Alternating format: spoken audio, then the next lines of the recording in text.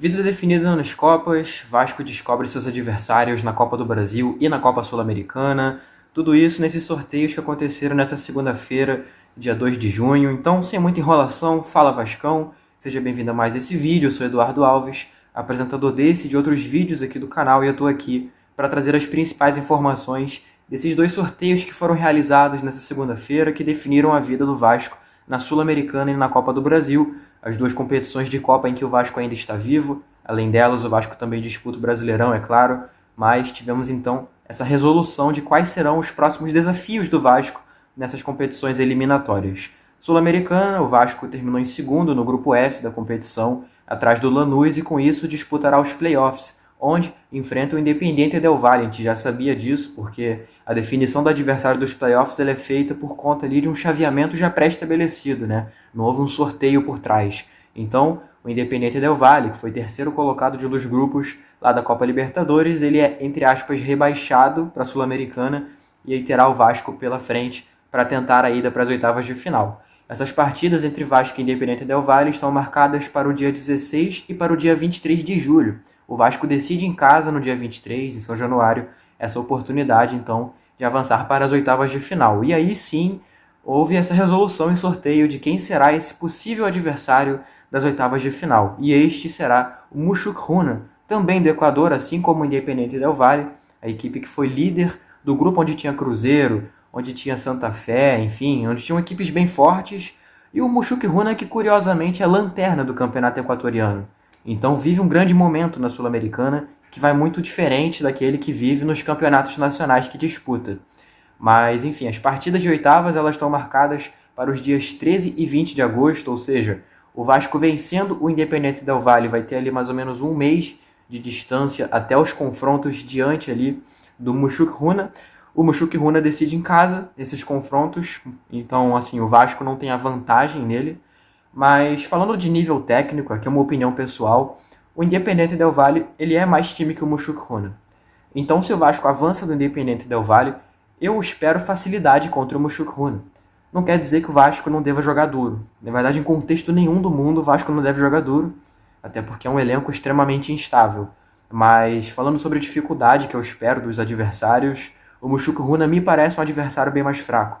Inclusive, eu assisti alguns jogos do grupo, e assim, o Cruzeiro, por exemplo, teve um desempenho assim pífio, sendo que no Brasileiro está indo muito bem.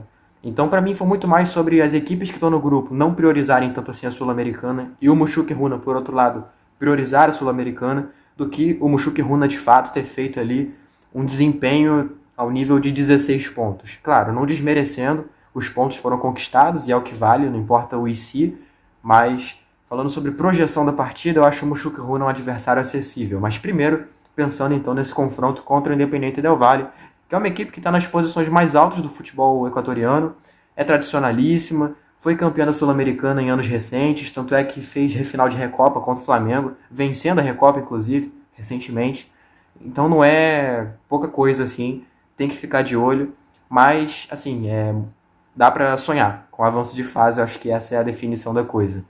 E na Copa do Brasil a gente teve a definição também, a certeza de que pegaremos o CSA de Alagoas nessas oitavas de final, confrontos que estão marcados para serem jogados entre os dias 30 de julho e 6 de agosto, então ali no meio termo entre essas disputas de Sul-Americana, também no meio tempo ali do Brasileiro, confronto que, vamos lá, o CSA está na Série C do futebol brasileiro nesse momento, né?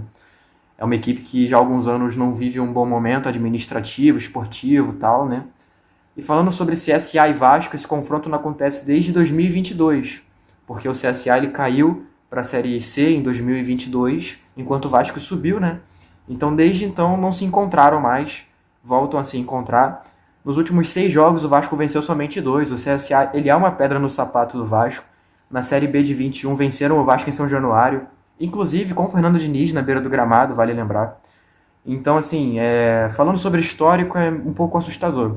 Mas o futebol, ele não é sobre isso, é sobre a bola jogada, então assim, dá para sonhar. O CSA não é um time que está fraco na Série C, tem competido bem, tem feito desempenhos interessantes. Nessa atual Copa do Brasil, eliminou Boa Vista, que é uma SAF, aqui do Rio de Janeiro, uma equipe bem estruturada.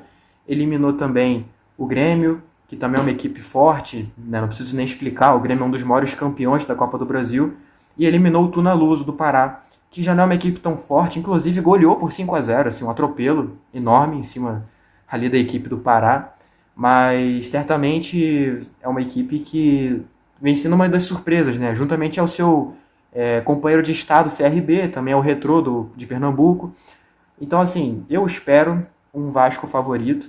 Das equipes que estavam no sorteio, CSA, CRB e Retrô eram as melhores para o Vasco, porque são as equipes de divisão inferior.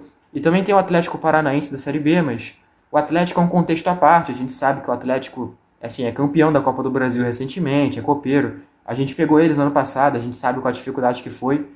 Então, assim, dentro dos que estavam no sorteio, acho que CSA, CRB e Retrô eram as melhores opções. E o CSA veio pro Vasco. Tem até um vídeo circulando da presidente Miriam Monte do CSA, né? Comemorando que pegou o Vasco no sorteio. Não sei se ela torce pro Vasco, não sei se tá comemorando o fato de ter pego o Vasco, enfim. Mas fato é que para ambas as equipes parece ter sido um cenário positivo, né? Vamos lembrar que aqui a gente está falando de Vasco, a gente está no ponto de vista vascaíno da coisa. Mas para quem vê de fora, o Vasco das equipes da Série A é uma das equipes mais acessíveis, né? É a equipe que todo mundo que está ali no sorteio e que está na Série A é a que menos venceu nesse ano. Então, não julgo o CSA por ver dessa forma. Mas o Vasco tem a obrigação de passar de fase e avançar para as quartas de final. E Copa é muito assim, cara. A gente às vezes não acredita tanto e tal, mas vai avançando, avançando e de repente está lá. Ano passado foi muito isso. Contra o Atlético Mineiro na semifinal, a gente, por conta de 10 minutos ali que a defesa desligou, a gente não foi para uma final de Copa do Brasil. Então não é nada inimaginável, certo? Dá para sonhar. E como vascaíno, obviamente eu vou sonhar. A verdade é essa. E a Sul-Americana, a gente teve recentemente a confirmação que a final vai ser em Santa Cruz de la Sierra, na Bolívia. E inclusive o chaveamento também já foi confirmado. E assim, há uma possibilidade de pegar o Fluminense na final, contando que as duas equipes avancem até a final. Seria a única oportunidade deles se enfrentarem. Pelo caminho do Vasco, seria provavelmente o Independente Del Valle, o Mushuc Runa e na outra chave, talvez o Atlético Mineiro na semifinal. Seria assim, o mais difícil e é um eventual Fluminense na final. Então assim, um chaveamento acessível. Dá para chegar lá. Dá para conquistar esse título, assim. Não é nada inimaginável. Óbvio, muito tem que mudar, mas, assim, falando sobre dificuldade dos adversários, mais uma vez, dá para sonhar, beleza? E para fechar o vídeo, uma informação não menos importante, claro, nosso time feminino conheceu seu adversário da segunda fase da Copa do Brasil. As meninas enfrentam o Minas Brasília no dia 11 de junho. Vai ser o Vasco mandante desse confronto, não necessariamente vai ser em São Januário, mas, enfim, a gente fica na expectativa de que seja, porque é simbólico, né? A equipe feminina disputar uma competição nacional e uma partida decisiva e tudo mais. Seria muito legal que fosse São Januário. Fica o nosso apelo aqui para isso. Mas vamos ver o que é decidido. De fato, é legal ver a Copa do Brasil surgindo mais uma vez no futebol feminino. Foram quase 8 anos de hiato desde a disputa da competição a última vez. Então, assim, é importante que o Vasco leve a sério e trate como uma disputa viável, né? O Minas Brasília, o Vasco enfrentou recentemente pelo Brasileirão A3, é uma equipe que trouxe muita dificuldade, o Vasco competiu muito nessas partidas que teve, então, assim, tem que, mais uma vez, mostrar credenciais positivas e, assim, ser fatal passar de fase e disputar a terceira fase da competição nacional. Bom, com isso eu fico por aqui, obrigado a você que viu esse vídeo até o final. Sempre a recomendação a deixar o like, a se inscrever, a comentar e também a seguir nossas redes sociais, todas sob @analisacrvg, você pode vê-las aqui na descrição desse vídeo, assim como também o link para o nosso grupo de WhatsApp, aonde você pode resenhar sobre o Vasco da Gama com outros torcedores que também são seguidores da Analisa Vasco, beleza? Tamo junto, valeu e até a próxima.